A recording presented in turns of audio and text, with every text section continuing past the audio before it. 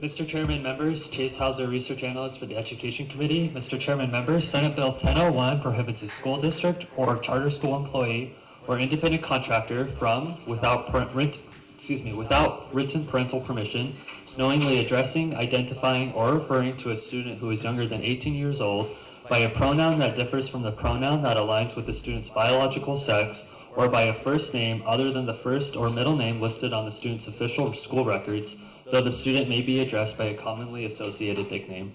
The bill also stipulates an employee or independent contractor may not be required to refer to a person by a pronoun that differs from the pronoun that aligns with the person's biological sex if it is against the employee's or independent contractor's moral or religious convictions. And with that, I'm happy to answer any questions. Famous senator and the approach chairman from the Senate. Introduce yourself and tell us why you brought me this bill.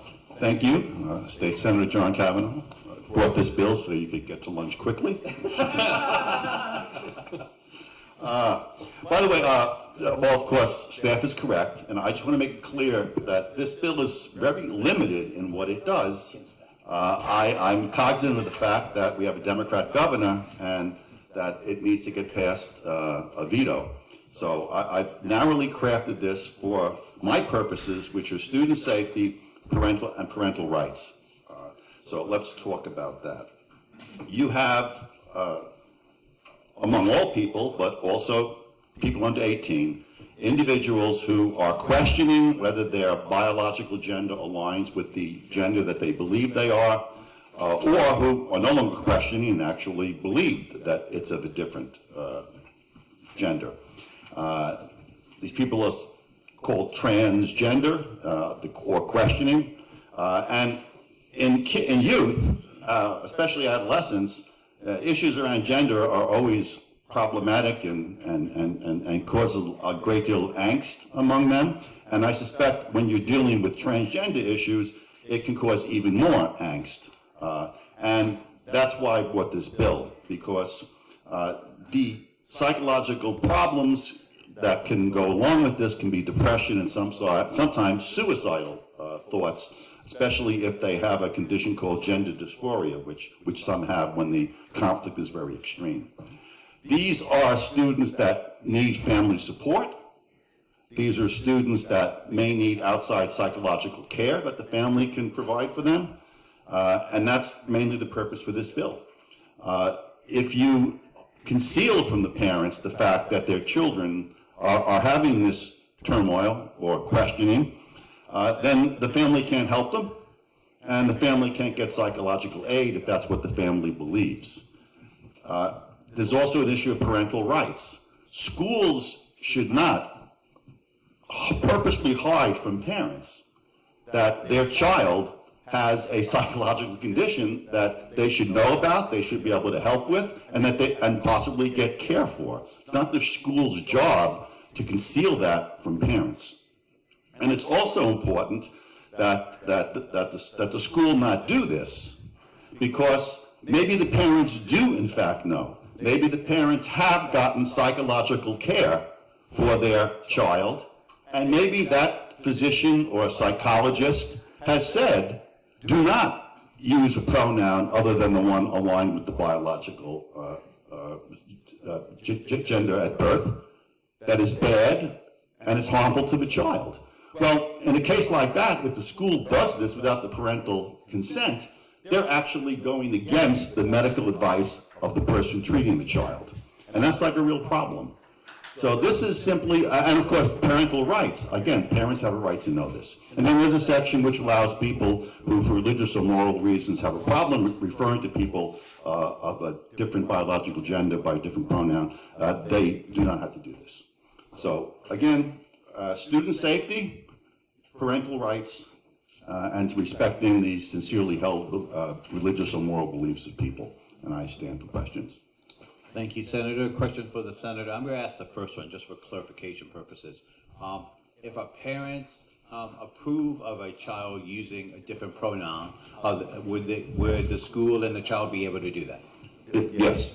Thank you. Yeah, again, I don't want this bill to be vetoed, so if it's okay with the parent, then the school can do it. Okay, but we shouldn't keep parents in the dark. Thank you for that clarification. Additional questions for our senator? I just have one. Yes, go ahead, please. Thank you, Mr. Chair, Senator Kavanaugh. So we have many organizations in Arizona that advocate and protect the rights of the LGBTQ plus community. Did you work with them on any of them on this bill? Mr. Chair, Representative Sullivan, no, I've spoken to them. I understand their position. But again, it's simply a matter of letting parents know about significant events in their children's lives so that they can get care if they need care.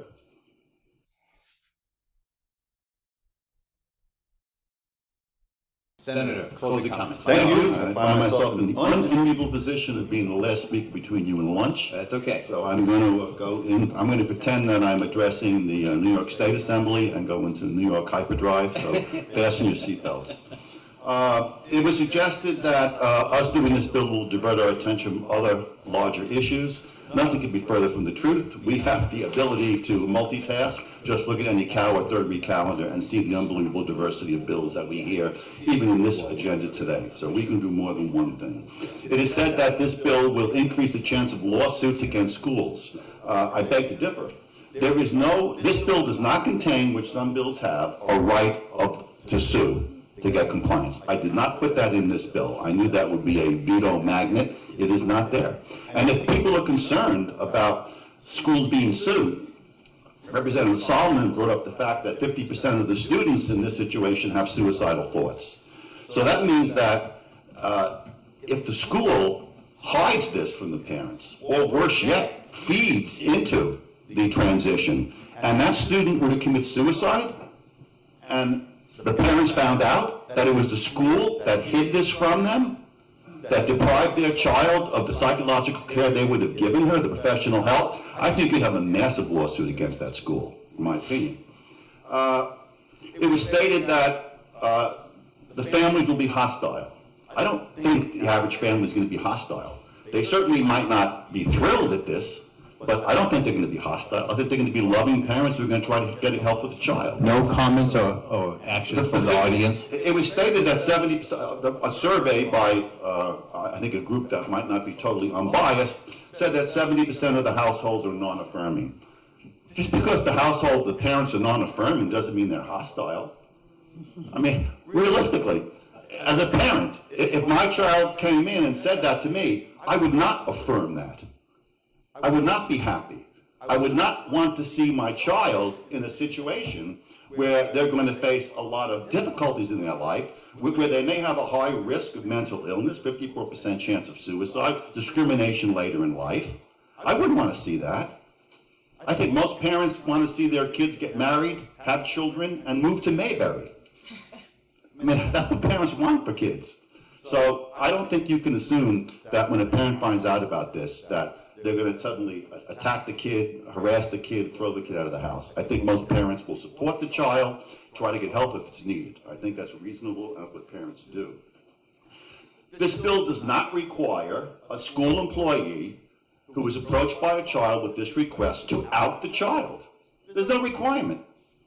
All this teacher says is you need parental permission. You should get parental permission. Are there families that would be hostile? Sure. And you know, there are school counselors who, if the student chooses, could contact the parents, have a meeting with the parents. If it was really extreme and there was concern that the child was in danger, they could call Child Protective Services, because that's what CPS is there, or whatever we call it now, right? That's what they're there to do, to protect children in situations like this. Look, bottom line, if your kid wants to go on a school trip, they need permission from the parents. If your child wants to be on a sports team, they need permission from the parents. If your child wants to take an aspirin in school, they need permission from the parents. To keep parents willfully blind of something as significant as this in their child's life, something which could deprive their child of necessary support at home and treatment, is unconscionable to me, and that's why I ran this bill. Thank you, Senator Kavanaugh, for your closing comments.